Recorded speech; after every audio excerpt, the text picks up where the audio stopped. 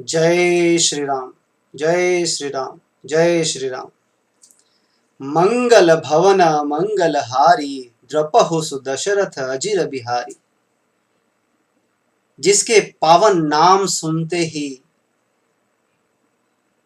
कण कण भक्तिमय हो जाता है, जिसके पावन नाम से ही हवाओं में एक अजीब सी तरंगे गूंज उठती हैं, जिसके नाम से ही पक्षियों में चहचहाहट बढ़ जाती है, जिसके नाम से ही रोम रोम खिल उठता है, ऐसे मेरे प्रभु श्री राम को इस सेवक का कोटि कोटि नमन।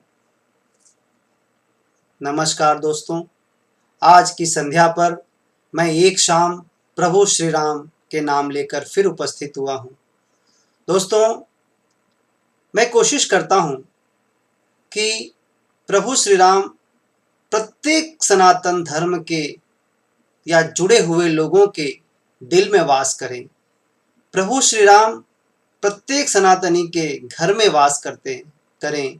प्रभु श्री राम प्रत्येक उस जीव में वास करें जिसकी धड़कन राममय हो। राम बिना कुछ सारथ नाही, राम बिना कुछ पावत नाही। राम के बिना कुछ भी प्राप्त करके भी आप शून्य हैं। राम, मर्यादा पुरुषोत्तम श्री राम, हनुमान के राम, शबरी के राम, सुग्रीव के राम, मेरे राम, आपके राम, हम सब के राम। राम नाम सुनते ही रोम रोम खिल उठता है।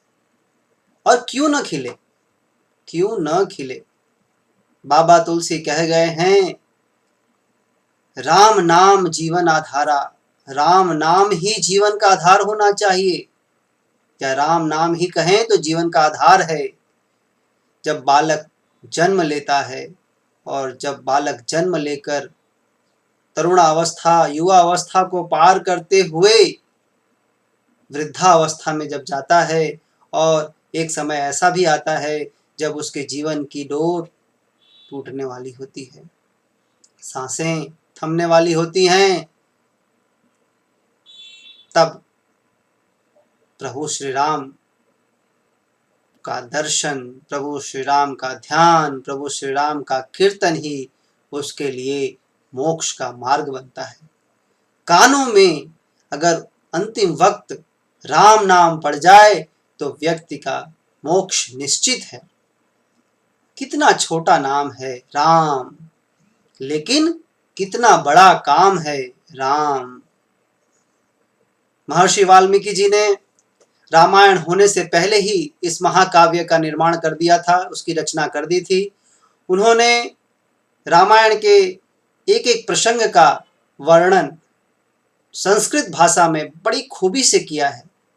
महर्षि वाल्मीकि ने रामायण के प्रत्येक पात्रों का जिस तरह वर्णन किया है और उनके बारे में बताया है, इसको देख के यही लगता है कि उस युग में, जिस युग में भगवान श्री राम आए होंगे, उस युग में जितने भी पात्र थे, वाकई में सभी सद आत्माएं थीं, जिसको उस युग में भगवान श्री राम के साथ जन्म लेने का मौका मिला। चाहे वो पक्षीराज जटायु हो, चाहे वो वानरराज सुग्रीव, चाहे वो माता शबरी हो, चाहे वो अहिल्या, कोई भी हो, सभी को उस युग में, वो वाकई में सभी धन्य थे जिन्होंने भगवान राम के साथ उस युग में जन्म लिया। मैं तो इतना सोचकर ही रोमांचित हो उठता हूँ कि जब मैं प्रभु श्री राम के वर्णन या उनकी चीजें पढ़ता हूँ, गाता हूँ, तभी मेरा रोम रोम खिल उठता है। मैं जब मुझे याद है, मैं जब 10-12 साल का रहा होऊंगा मुश्किल से, उस वक्त मेरे एक मित्र थे, तो उनको उन्होंने मुझे एक पुस्तक दी, उस पे सुंदरकांड लिखा हुआ था। तो मैंने कहा ये कैसी पुस्तक है? बोले, उन्होंने कहा ये सुंदरकांड है। मैं कहा सुंदरकांड क्या होता है? उन्होंने कहा रामायण में अलग अलग कांड है, उसमें से ये एक कांड सुंदर कांड है, इसमें आप पढ़िए, इसके आपको बहुत लाभ होगा। मैं उस वक्त सुंदरकांड के बारे में इतना कुछ नहीं जानता था। हाँ, रामायण जानता था कि रामायण है, टीवी में देखा भी था, समझा भी था, लेकिन उस उम्र में जब मैंने उसको उनकी चौपाइयाँ पढ़ी, उनके बारे में समझा, तो मुझे लगा कि सुंदरकांड कितना उपयोगी है। उसके बाद से मैं उसका आदी होता चला गया, उसको मैंने पढ़ना शुरू किया, और जब मेरा झुकाव धीरे धीरे सुंदरकांड पढ़ते पढ़ते धीरे धीरे रस जागा, मैंने संपूर्ण रामायण का अध्ययन किया। मित्रों, धर्म ही कर्म है, कर्म ही धर्म है। ज्योतिष में भाग्य और धर्म को एक ही भाव से दर्शाया गया है। ज्योतिष में धर्म और भाग्य का भाव एक ही है। नवम भाव को ही धर्म का भी भाग्य कहते हैं, नवम भाव को ही भाग्य का भी भाव कहते हैं। भाव धर्म और भाव कर्म, कर्म से पहले धर्म है, नौवां भाव धर्म का भाव है, भाग्य का भाव है, और फिर 10वां भाव कर्म का भाव है।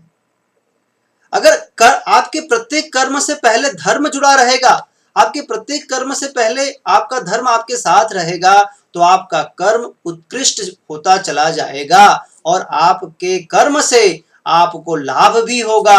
अगर आपने धर्म को साथ में रखा है तो। धर्म आपके साथ नहीं है और आप कर्म करेंगे तो आपको लाभ नहीं होना है, या लाभ होना है तो उससे आपको प्रसन्नता न होनी है। सिर्फ और सिर्फ धन ही लाभ नहीं होता, सिर्फ और सिर्फ धन ही लाभ नहीं होता। धन अलग अलग स्वरूपों में होता है। अगर आपको मानसिक शांति न मिले तो वो धन आपके किसी काम का नहीं। पर आपके पास धन नहीं है और आपके पास धन है तो आपको इतना आनंद प्राप्त होगा कि वो धन आपके सामने शून्य होगा। दोस्तों, मैं आपको ये बताना चाहूंगा कि रामायण में हर चीज का समाधान है। मैंने पहले भी अपने कार्यक्रमों में कहा है कि रामचरितमानस की पुस्तक अगर आपके घर में हो तो वो आपके घर के लाख वास्तु दोषों को दूर करती है, सिर्फ वो आपके घर पे हो तो। और अगर वो आप उसका पठन करते हैं, रोज उसका पाठन करते हैं, उसको दिया चालू करते हैं, उसका संस्मरण करते हैं दोस्तों, तो वो सहस्त्र कोटि दोषों को दूर करती है। रामचरितमानस बाबा तुलसीदास जी 78 साल की उम्र में लिख के गए। जिस उम्र में व्यक्ति को होश नहीं रहता, उस उम्र में उन्होंने इतनी बड़ी पुस्तक का निर्माण किया और सरल भाषा में जो सामान्य जनमानस तक पहुंच सके। दोस्तों, गीता प्रेस गोरखपुर की जो पुस्तक रामचरितमानस है, उसमें एक राम सलाखा करके है।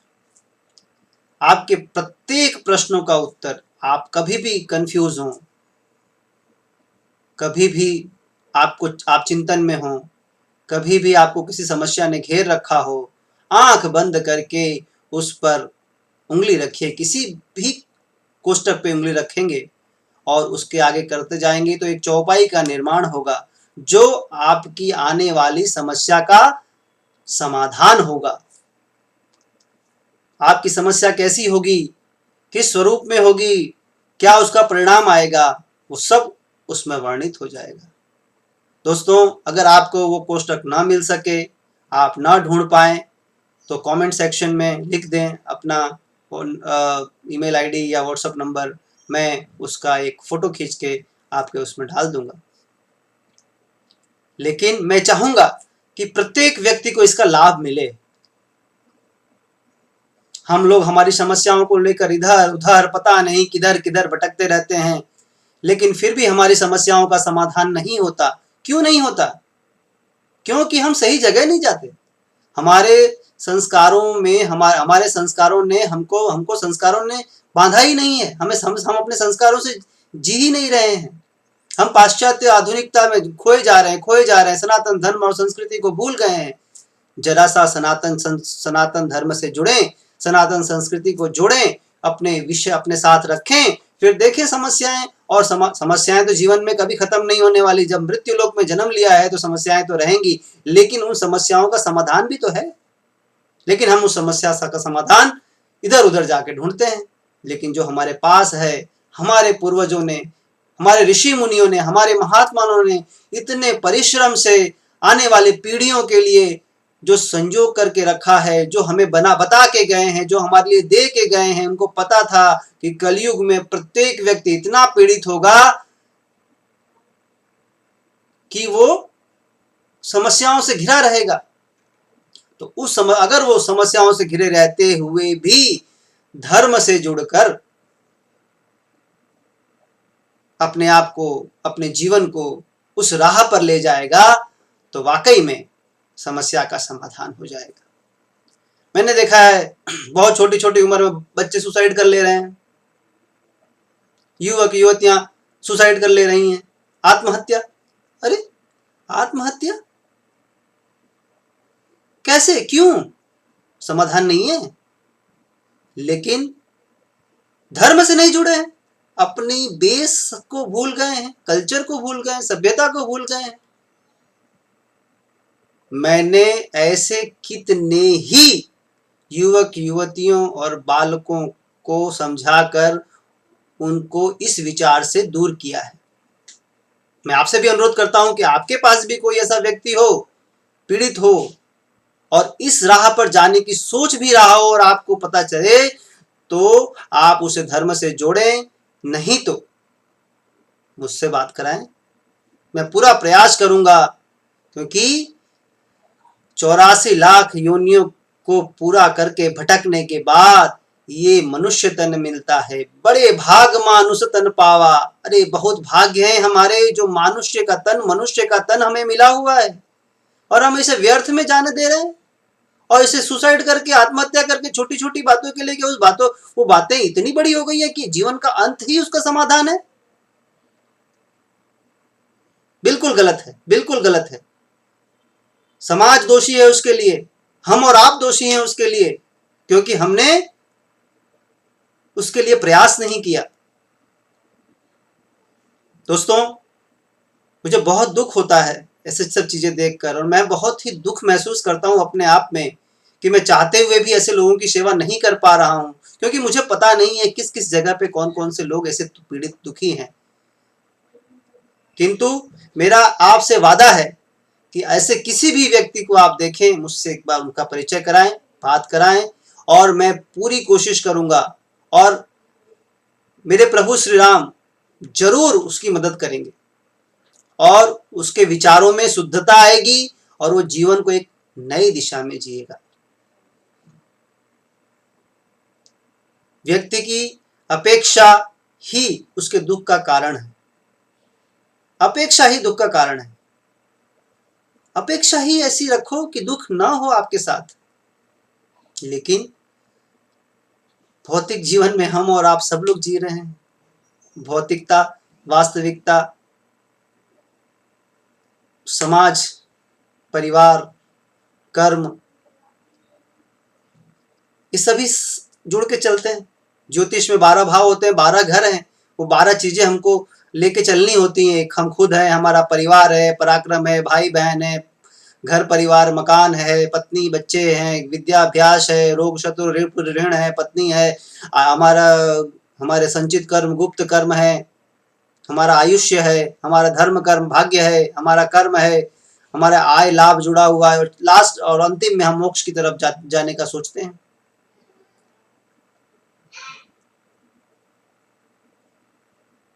पहले के लोग गुरुकुल जाते थे और गुरु के पास रहकर अभ्यास करते थे। घर से दूर गए, घर को छोड़कर गए, तब उन्होंने अभ्यास करके उनको गुरु ने एक संचय में मोल्ड किया और उनको एक योग्य पुरुष बनाया। भगवान श्री राम वो भी घर छोड़ के विश्वामित्र जी के साथ गए, वशिष्ठ मुनि के आश्रम गए।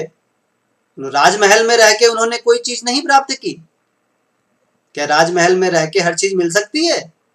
अगर वो शुरुआत से ही राजभवन में रहते तो जो विधि ने लिख रखा था उन्हें वन में जाना था, वो वन के कष्ट वो कैसे झेलते? वन के कष्ट वो नहीं झेल पाते। वन के कष्ट वो इसीलिए झेल पाए क्योंकि वो गुरुकुल में जाकर सभी सुख दुख के समय के लिए तैयार हुए थे। वो एक सामान्य ऋषि बालक की तरह वो गुरुकुल में रहे, अपना काम खुद किया, जंगल में लकड़ियां चुनी, गुरु माता के साथ काम किया, गुरु जी के साथ अभ्यास किया। वहां वो राजपुत्र नहीं थे। और इसीलिए वो जब उनको जब ये 14 वर्ष का वनवास हुआ, उन्हें कोई तकलीफ नहीं हुई। दोस्तों, जब भगवान राम के जीवन में इतने कष्ट आए तो हम और आप क्या चीज है? प्रभु ने अपने जीवन में इन्हीं चीजों का वर्णन किया और हमें यही सिखाते हैं। वो अपने जीवन में के जो उनके अनुभव है वो हमें यही सिखाते हैं कि परिस्थितियां तो विपरीत होंगी, आपको विचलित भी करेंगी, लेकिन आपको धैर्य बनाए रखना है, हिम्मत नहीं हारना है, प्रभु का ध्यान रखना है और प्रभु का स्मरण करना है और कहना है, हे मेरे प्रभु, हे मेरे राम, मार्ग दिखाइए। हम और आप क्या करते हैं? पहले अथक परिश्रम कर लेते हैं, सारी मेहनतें कर लेते हैं और फिर भी जब हमें कुछ नजर नहीं आता तब हम कहते हैं अब जीवन जीने योग्य रहा नहीं, अब इस जीवन को समाप्त कर लेना चाहिए। और व्यक्ति अपने इस जीवन को समाप्त करने के लिए अनुचित रास्ते अपनाता है और इस जीवन को समाप्त कर देता है। क्या जीवन समाप्त कर देने से समस्याओं का समाधान हो जाएगा? ज्योतिष शास्त्र में पुनर्जन्म की सिद्धांत के बारे में बताया गया है। जो चीज आप यहां छोड़ के अगर अधूरे में चले गए हैं, वो चीज आपका पीछा नहीं छोड़ने वाली, वो फिर आपके नेक्स्ट लाइफ साइकिल में, मतलब अगले जीवन में आपके फिर आएगी। तो आपने ये जन्म भी खराब किया और अगला भाव भी खराब करने जा रहे हैं। क्यों? अरे कष्ट है, दुख है, तकलीफ है, पीड़ा है, सब कुछ है। कोई बात नहीं प्रभु, इसी जन्म में जितने कष्ट मुझे भुगतने हैं दे दीजिए, मैं हंसते हुए आपका नाम लेते हुए उसे पार कर जाऊंगा। लेकिन ये सब आपके विचारों में कब आएगा? जब आप धर्म से जुड़े होंगे। हम देखते हैं आजकल हमारी नई पीढ़ी कॉन्वेंट स्कूल के पीछे भाग रहे हैं, दौड़ रहे हैं। उन्हें पूछा जाए कि बेटा जरा ये बताओ भगवान श्री राम के पिताजी का क्या नाम था? उनको पूछा जाए बेटा ये बताओ भगवान श्री राम की पत्नी का क्या नाम था? उनको नहीं पता। डोरेमोन कौन था? छोटा भीम कौन है? मोटू पतलू, ये सब देखते हैं। सारी चीजें उन संस्कारों में आ रही हैं, लेकिन ये संस्कारों में नहीं आ रही कि हमारा जो सनातन संस्कृति, जो हमारा जड़ है, जो हमारा मूल है, जो हमारे जमीन के अंदर जो चीजों का सिंचन हमारे ऋषि मुनियों ने हमारे लिए करके रखा है, वो क्या है वो नहीं जानने का प्रयास करते और माँ बाप भी नहीं सिखा रहे। फिर वो बच्चे जब बड़े होते हैं और जब तकलीफें आती हैं तो अचानक से धर्म के प्रति तो जुड़ाव होगा नहीं। कोई भी चीज एकदम से तो आ नहीं सकती। फिर लोग इधर दौड़ेंगे, उधर दौड़ेंगे, वो वहां कुछ नहीं।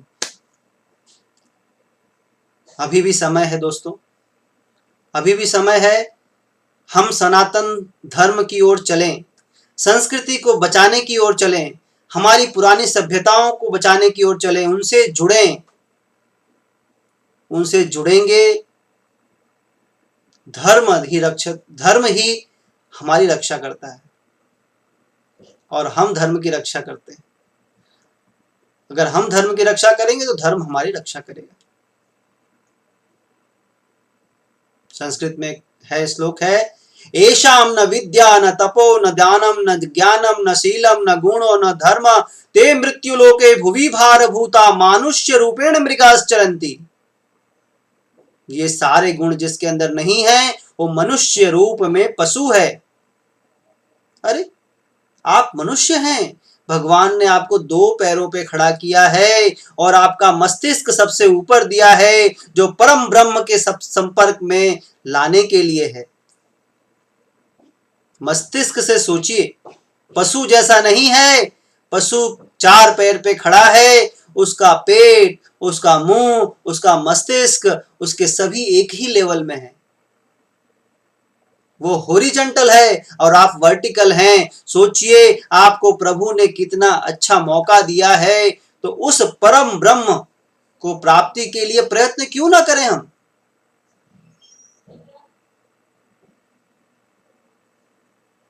प्रभु श्री राम परम ब्रह्म की प्राप्ति के लिए जाने के लिए एक प्रभु श्री राम की भक्ति एक माध्यम है। हमारा ये शरीर जो है अग्नि, पृथ्वी, वायु, जल और आकाश से मिलकर बना हुआ है। क्षिति जल पावक गगन समीरा पंच तत्व यह अधम शरीरा।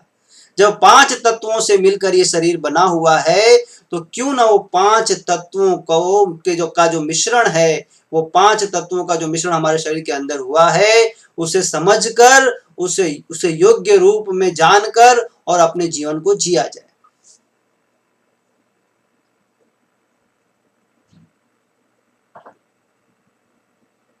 प्रभु श्री राम के बारे में सभी लोग इतना तो जानते ही हैं कि मर्यादा पुरुषोत्तम प्रभु श्री राम भगवान विष्णु के अवतार थे। जब रावण का अत्याचार बढ़ गया, पृथ्वी पर राक्षसों का अत्याचार बढ़ गया, तब उन्होंने सनातन धर्म में रघुकुल में माता कौशल्या और राजा दशरथ के घर पुत्र रूप में जन्म लिया। मतलब वो चाहते तो ऐसे ही कहीं प्रकट हो जाते, लेकिन नहीं, उन्होंने पूरी मर्यादा के साथ सृष्टि के जो नियम है उसको पालन करते हुए भगवान को भी इस पृथ्वी पर आने के लिए उसी चैनल को चुनना पड़ा जिससे सभी आते हैं। माता, पिता, परिवार, कुल, देश, सभी। सोचिए माता कौशल्या और राजा दशरथ के कर्म कितने महान रहे होंगे, रघुकुल की कीर्ति कितनी महान रही होगी, जहां युग पुरुष मर्यादा पुरुषोत्तम श्री राम ने जन्म लिया।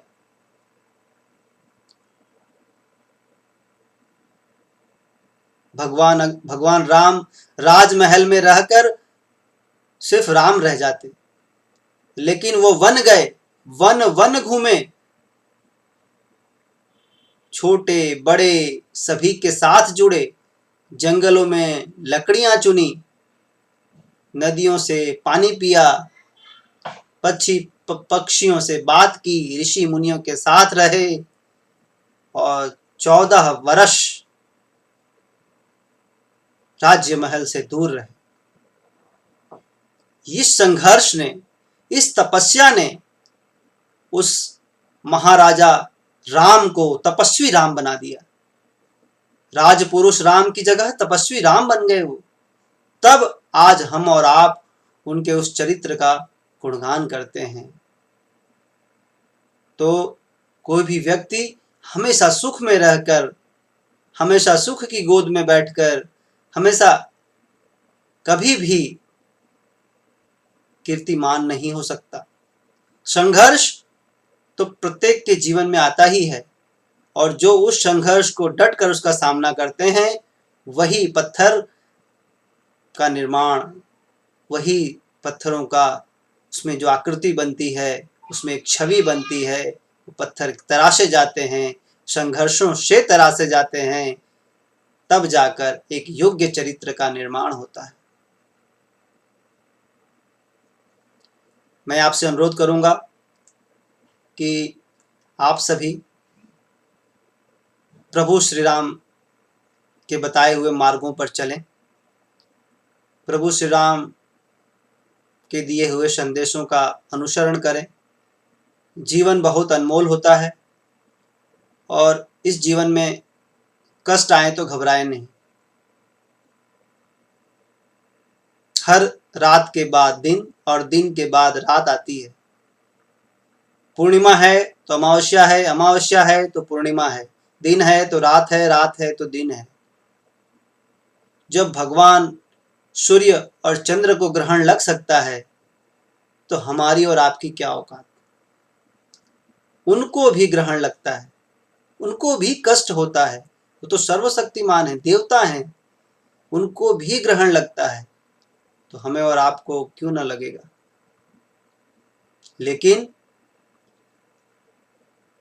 वो ये संदेश देते हैं कि वो ग्रहण तो लगता है, पीड़ा तो होती है, लेकिन ग्रहण से मोक्ष भी होता है। तो इसी तरह कष्ट तो आएगा, पीड़ा तो आएगी, लेकिन सब्र बनाए रखना है।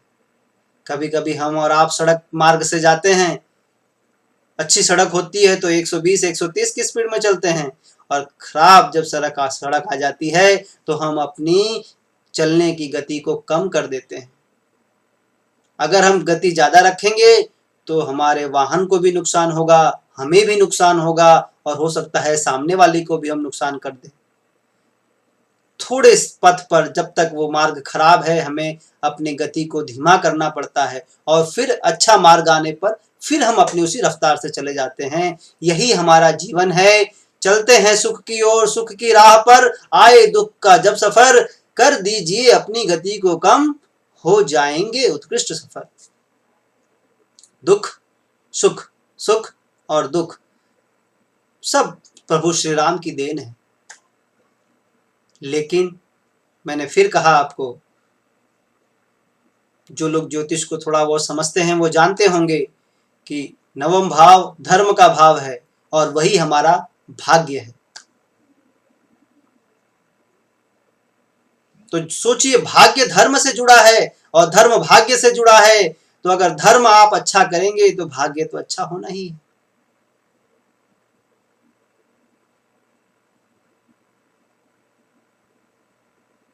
कर्म गति तारे नहीं टारी। कर्म की जो गति है वो महान है। दोस्तों, मैं आपसे अनुरोध करूंगा कि अपने बच्चों में सनातन धर्म के प्रति जागृत करने का प्रयास करें, और मैं कुछ ऐसे वीडियोस भविष्य में लाने वाला हूं। अगर वो बच्चे देखेंगे तो उनके चरित्र का निर्माण एक अच्छे रूप में होगा। बहुत सारे पेरेंट्स ने मुझसे अनुरोध किया था कि आप इतनी अच्छी बातें करते हैं तो कुछ बच्चों के लिए इसे डिज़ाइन करें, बच्चों के लिए कुछ बताएं, जिसे बच्चे, हम अपने बच्चों को भी दिखाएं, तो उन बच्चों में प्रेरणा जागृत हो हमारे धर्म के प्रति, हमारे शास्त्रों के प्रति, और उनकी जो अनुशासनात्मक, जो उनके जीवन में आध्यात्मिक योग बनेगा, उससे वो, कोई भी व्यक्ति गलत करने से डरता है, अगर वो धर्म के साथ जुड़ा है, वो कभी किसी को दुखी नहीं करेगा, वो कभी किसी को पीड़ा नहीं पहुंचाएगा, वो किसी के लिए बुरा नहीं सोचेगा।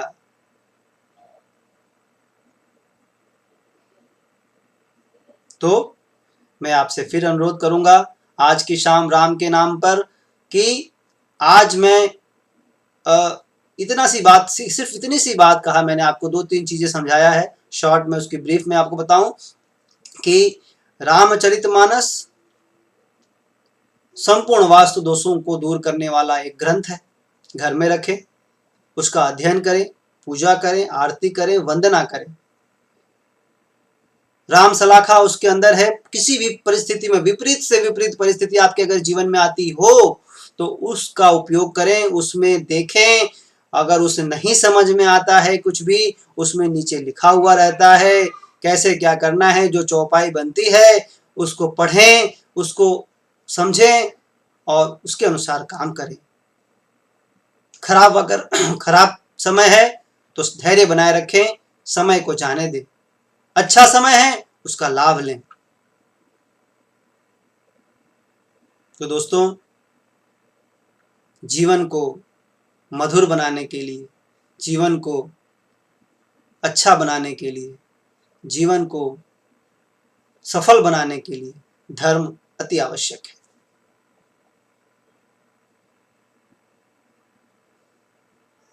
जीवन में उतार चढ़ाव आते रहेंगे, घबराए ना। सत्कर्म के राह पर चलें, प्रभु नाम से जुड़े रहें। मैं अपने अगले वीडियोस में किस तरह हमारी जीवन शैली होनी चाहिए, किस तरह हमें हमारे बच्चों को जीवन शैली देनी चाहिए, किस तरह हमें हमारे समाज को जीवन शैली से जोड़ के रखना चाहिए। तो जब हमें कैसे रहना है, हमारे परिवार को कैसे रखना है, हमारे समाज को कैसे रखना है, हमारे देश के साथ कैसे रहना है, देश के लिए क्या करना है, सभी कुछ के बारे में मैं एक एक करके बताऊंगा। तो आप लोगों से अनुरोध है कि मेरे इस वीडियो को लाइक और शेयर अवश्य करें। मेरे इस चैनल को पसंद आया हो तो लाइक कीजिएगा ताकि मेरे आने वाले नवीन वीडियोस आप तक पहुंच सकें। मैं धर्म, ज्योतिष, वास्तु सभी का मिश्रण अपने हर एपिसोड में करूंगा। मैं ज्योतिष को भी धर्म से जोड़ूंगा, मैं वास्तु को भी धर्म से जोड़ूंगा, मैं अंक गणित को भी धर्म से जोड़ूंगा, मैं जेम्स और स्टोन्स को भी धर्म से जोड़ूंगा, मैं रुद्राक्ष को भी धर्म से जोड़ूंगा। सब चीज हमारी संस्कृति में, हर चीज धर्म के साथ। तो धर्म है तो हम हैं, हम हैं तो धर्म है। तो धर्म के बारे में मेरे विचार मैं उम्मीद करता हूँ आपको पसंद आए होंगे, और अगर इसमें कुछ त्रुटियां रही हों तो मैं आप सभी से क्षमा प्रार्थी हूँ। दोनों हाथ जोड़कर विनम्रता से क्षमा प्रार्थी हूँ। आप कमेंट सेक्शन में उसके बारे में लिख सकते हैं ताकि मैं इन सुझावों को लेते हुए अपने अगले वीडियोस में उसको उन जो त्रुटियों को है दूर करके और आपके सामने अच्छे से अच्छी तरह से पेश कर सकूं, इसका भरपूर प्रयत्न करूंगा। लेकिन मेरा मकसद एक ही है, मेरा उद्देश्य एक ही है कि हम सभी जो मानव इस मृत्यु लोक में जन्म ले रहे हैं, सत्कर्म करें, अच्छे मार्ग पर चलें, अच्छे मार्ग पर चलते हुए अपने अपने परिवार, माता पिता, समाज, गुरुजन और देश सभी को आगे ले जाएं। यही मेरा प्रयत्न है, यही मेरी अभिलाषा है। मैं उम्मीद करता हूं कि मैं शीघ्र ही आपके साथ फिर अगले सेशन में जुड़ूंगा। तब तक के लिए आप सभी पर भगवान प्रभु श्री राम की कृपा और छत्र छाया बनी रहे। आप सभी लोग खुशियों के साथ रहें और आपका जीवन आनंदमय, प्रभुमय हो, ऐसी शुभकामनाओं के साथ। जय श्री राम, जय श्री राम।